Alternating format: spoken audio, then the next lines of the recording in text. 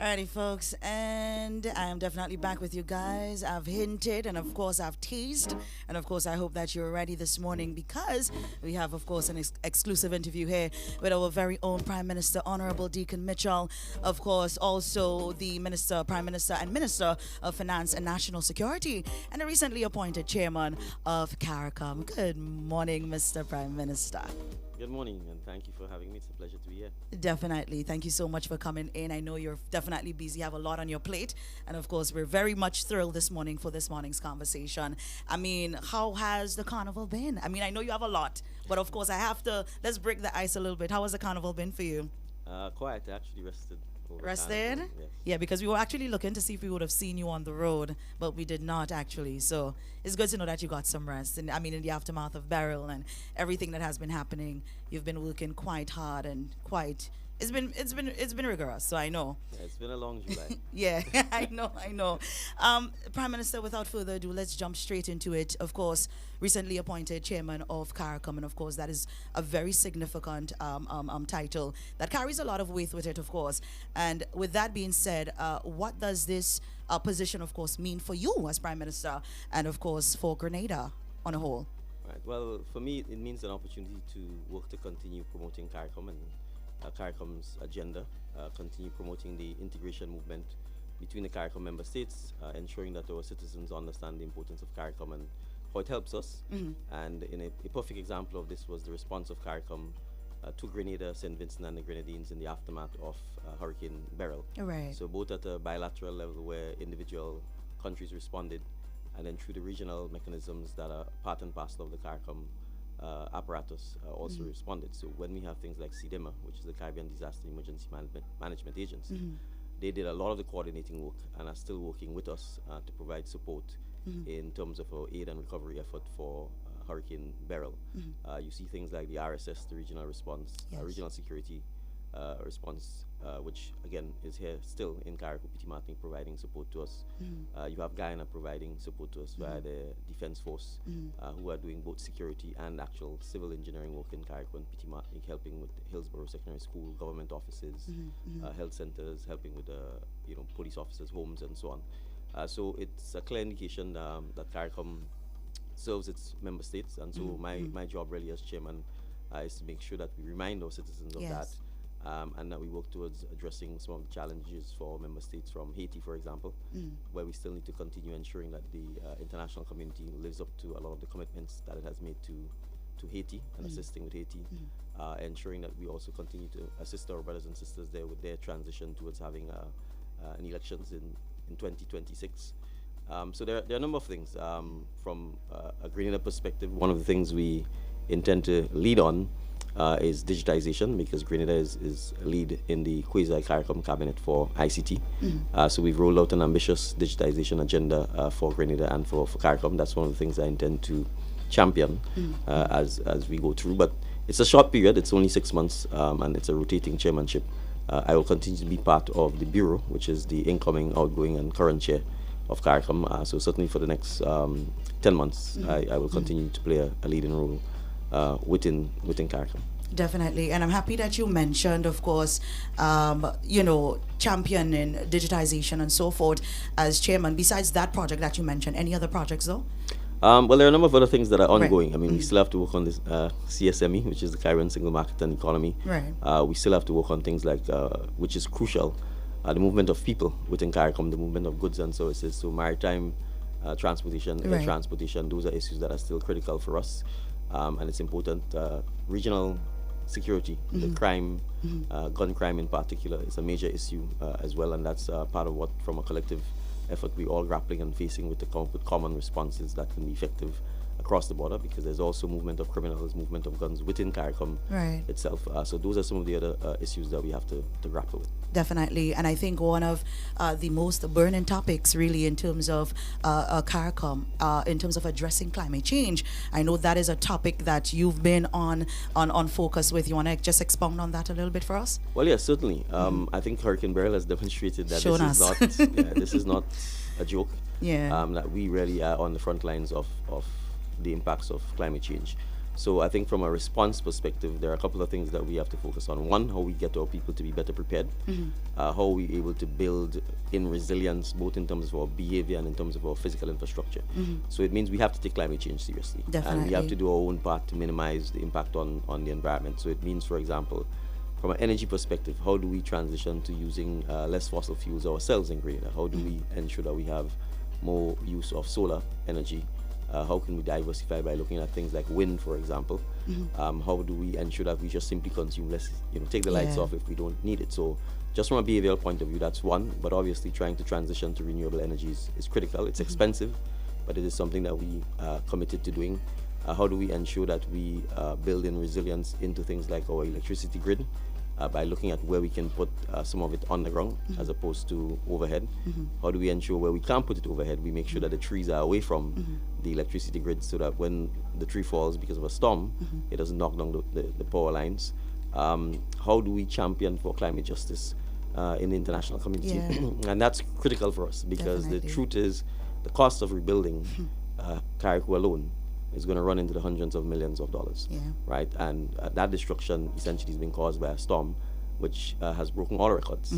And it's clear that when these sort of events are happening more frequent, with more ferocity, and clearly with more destruction, we can't be expected to foot the bill alone. And so we're saying that folks who have contributed to this situation need to step up to the plate and actually allow us to have the financing on terms that would allow us to rebuild without putting us back 4 or 5 centuries and without giving us a heavy debt burden, which we've experienced because after Hurricane Ivan, that is precisely what happened.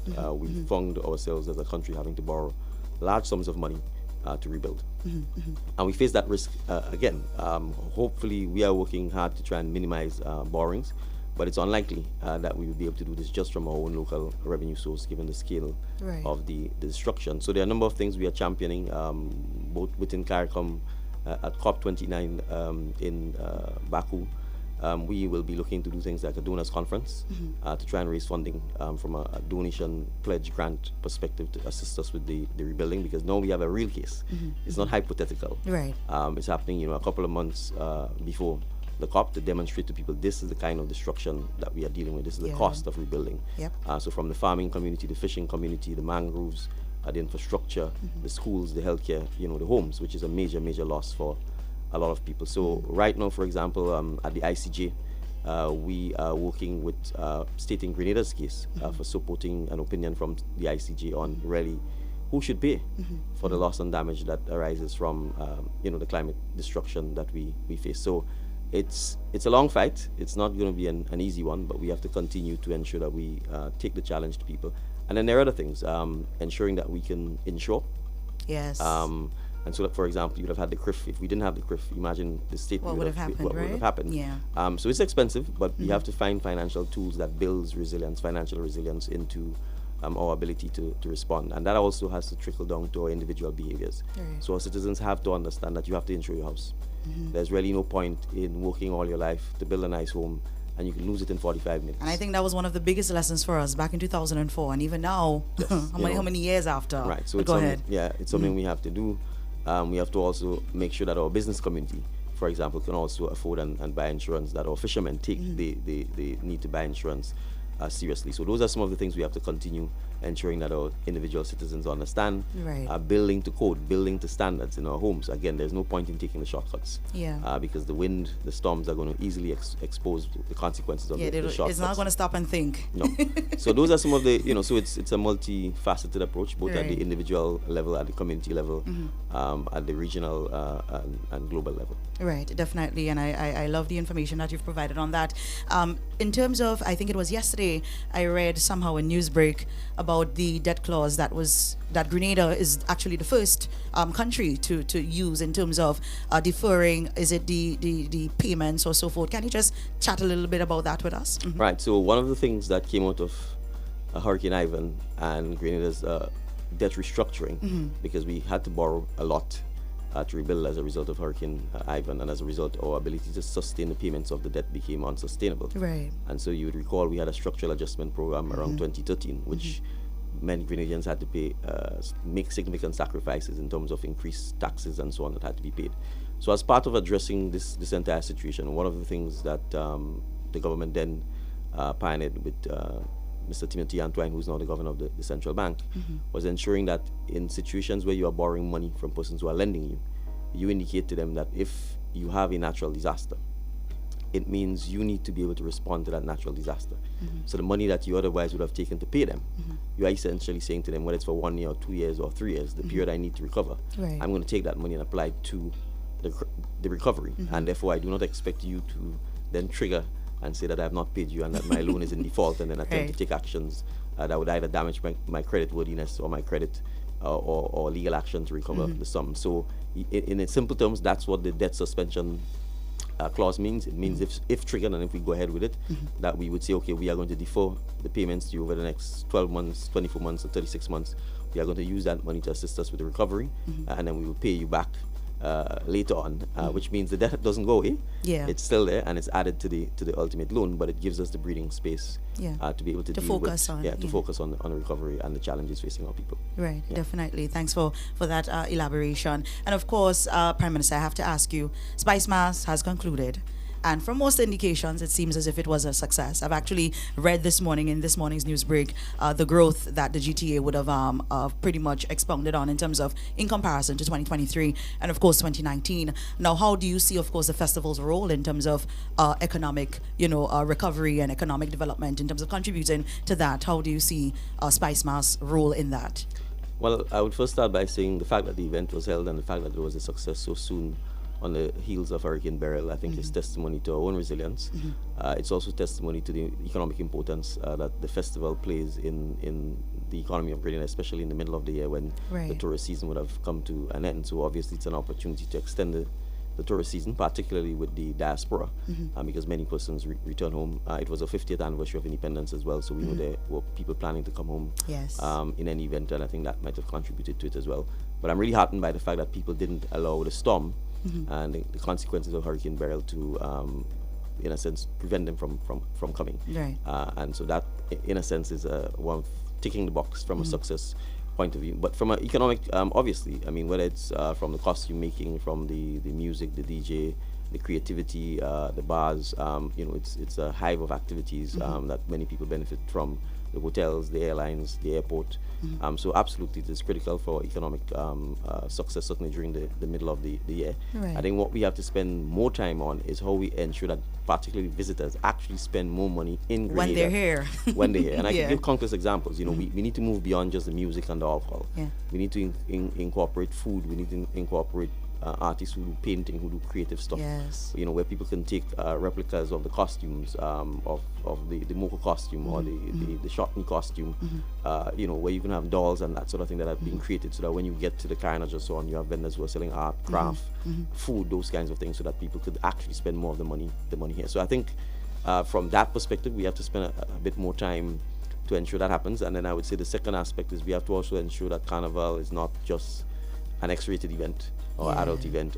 We need to make sure that there's sufficient activities that are family focused as well, so that we can get people to come out more with their families, both locally, regionally, and internationally. We're safe. We need to promote that. We need to be able to say to people, you can come for Carnival and have family-oriented events. Yes. And so the areas that I think we need to focus on, things like steel band, things like the traditional mass, which I think would be more attractive for young kids, and so on, and not just the experience of putting on a costume, but the experience of seeing how it's made, what materials we use, so that people get a full sort of experience. In agriculture they say from farm to table. So I would say in Carnival, from costume making to playing the mass. Yes. So I think those are some of the areas that we can certainly differentiate ourselves on and spend a bit more time on. Yeah, definitely. And I'm happy that you mentioned that, because one of the things, even from a personal stance that I've observed, yes, we have the jab and so forth, but in terms of the Wild Indians, the Shotneys, there were not many of them on the streets this year. And of course, we were hoping that this is an eye-opener for us to go back to the drawing table and, of course, bring a bit more of that as it used to be in the years gone by, because these things are, unique to Grenada.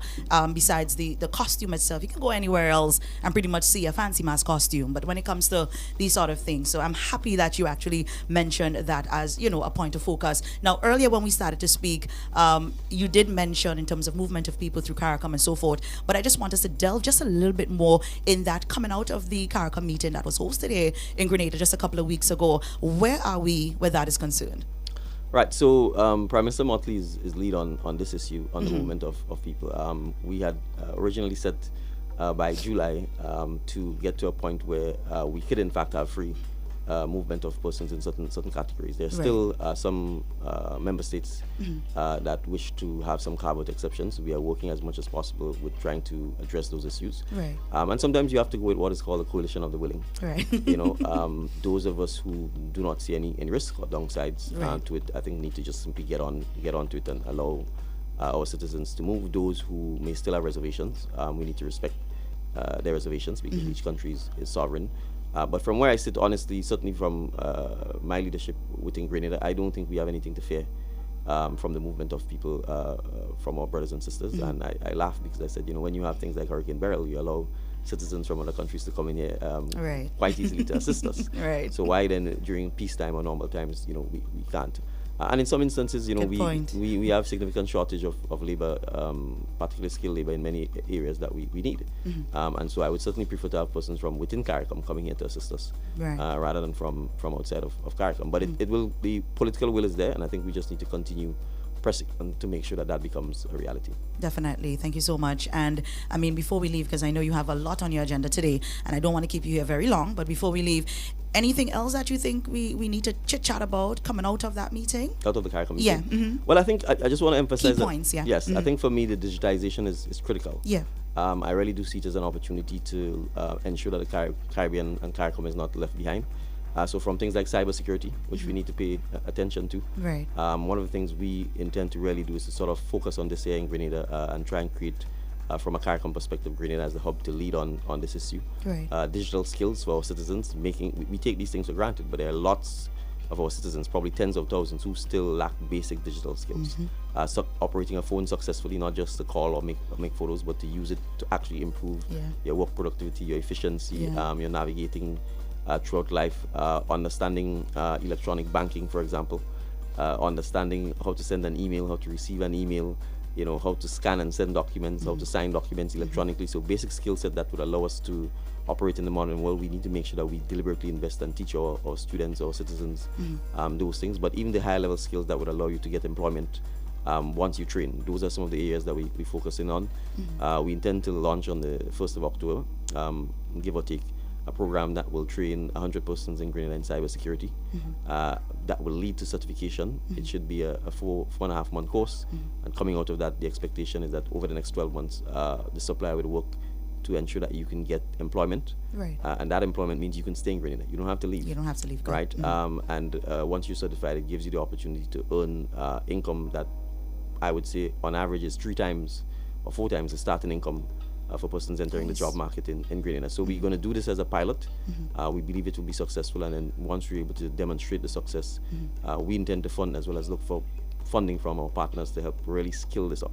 Right. Remember, we have 2,000 Grenadians, 2,500 Grenadians coming out of school every year. Yeah. Right. We have to make sure that we can provide them with the jobs of the future. And a youthful population and a at youthful that. population, Yeah. right.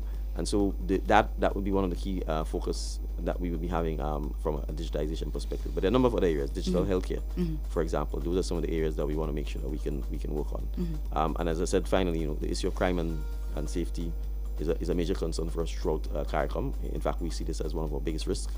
And so making sure, as I said, that we have coordinated responses, that we are looking at best practices, not just focusing on the reaction perspective, but the prevention, making sure that, again, if we address the needs of our young people and we give them the opportunities of hope, the skills they need to function and to earn decent living, that they don't have to It doesn't get to that crime point, yeah. or social misbehavior. Yeah. Thank you very much. So there you've had it, folks, from our Prime Minister, the Honorable Dickon Mitchell, Minister of Finance and National Security, as well as Chairman of Caricom. Thank you so much, sir, for coming in. Like I mentioned before, definitely a pleasure having you in studio for us. Any final words for people of Grenada? Well, just one correction. I'm not the Minister of Finance. So oh, I'm sorry. I was for a short period of time. The Minister of Finance is the Honorable Dennis Oh, okay, great. But no, I want to just speak a little bit about Caricom and Peter Martinique. I want particularly our citizens in Grenada to appreciate the situation there is still very dire.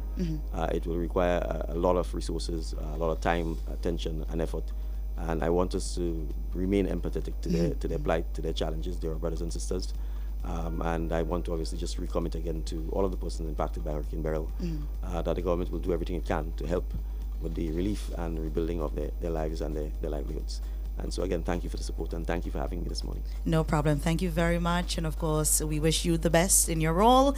And of course, get some rest. Yes, And sure you stay on top of your vitamins, on a light note. Just wanted to let you know that. But thank you so much. Continue the great job, you and your team, of course, and everyone involved. Folks, that's it right here. Exclusive interview with our Prime Minister, the Honorable Dickon Mitchell. I tell you what, we're going to take a quick break and then, of course, come back on the inside and wrap it up.